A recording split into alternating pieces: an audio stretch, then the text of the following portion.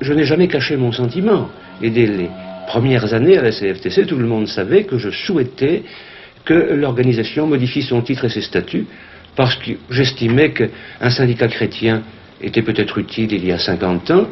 mais qu'il n'était plus nécessaire maintenant de distinguer les engagements suivant que l'on soit chrétien ou pas.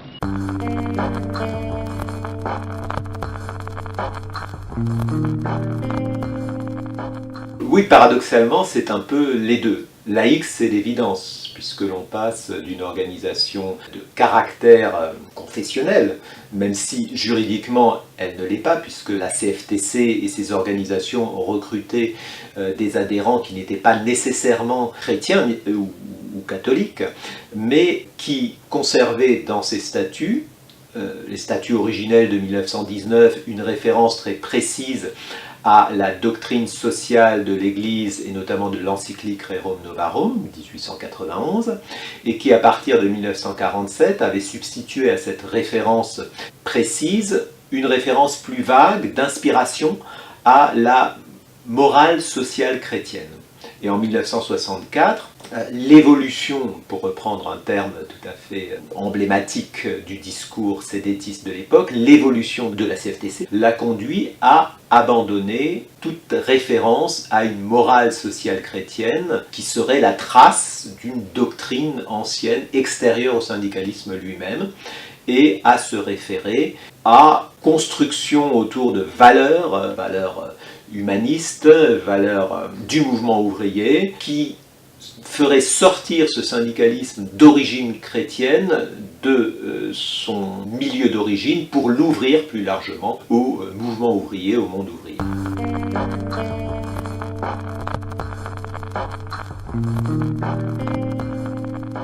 Ce qui est effectivement paradoxal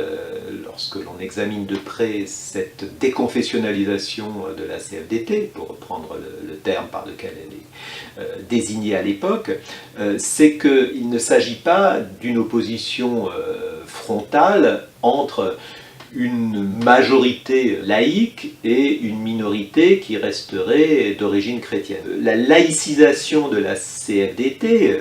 mouvement progressif dont on peut retrouver les origines ou les prolégomènes dans les années 30, mais surtout au lendemain de la Deuxième Guerre mondiale, c'est un mouvement qui est animé par des militants chrétiens. Le rôle très important de la JOC à partir de 1927 dans la formation de militants ouvriers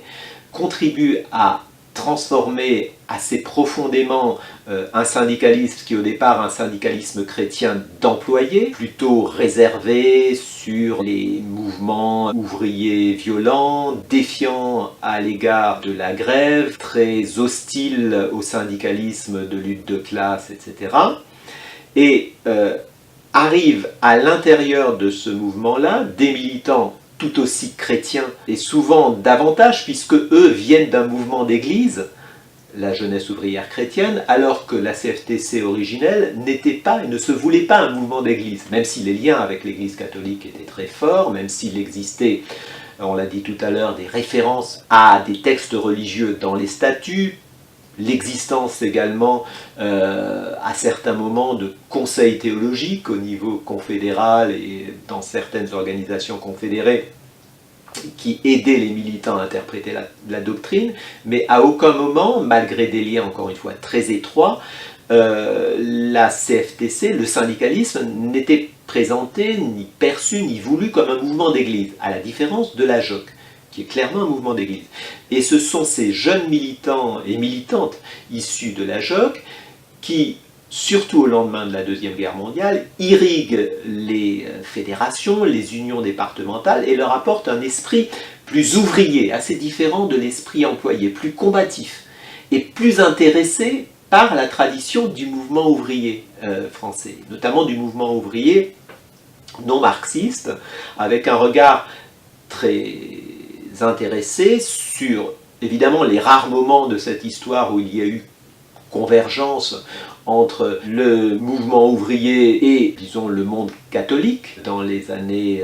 1848, mais surtout intéressé par le proudhonisme, par le mouvement syndicaliste révolutionnaire, en lui ôtant évidemment toute connotation anti-religieuse. Donc cet intérêt pour le mouvement ouvrier originel est l'idée qu'il fallait retrouver ce rapprochement entre militants chrétiens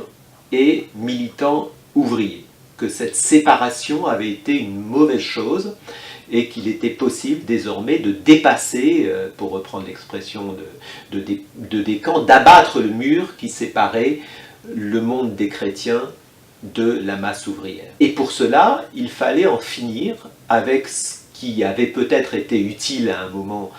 donné de l'histoire, c'est-à-dire le regroupement de militants catholiques dans des organisations catholiques, et de supprimer ce ghetto, le terme est parfois utilisé, ce ghetto chrétien, pour s'ouvrir sur de nouvelles bases au mouvement ouvrier, et montrer que les militants chrétiens sont partie intégrante de ce mouvement ouvrier.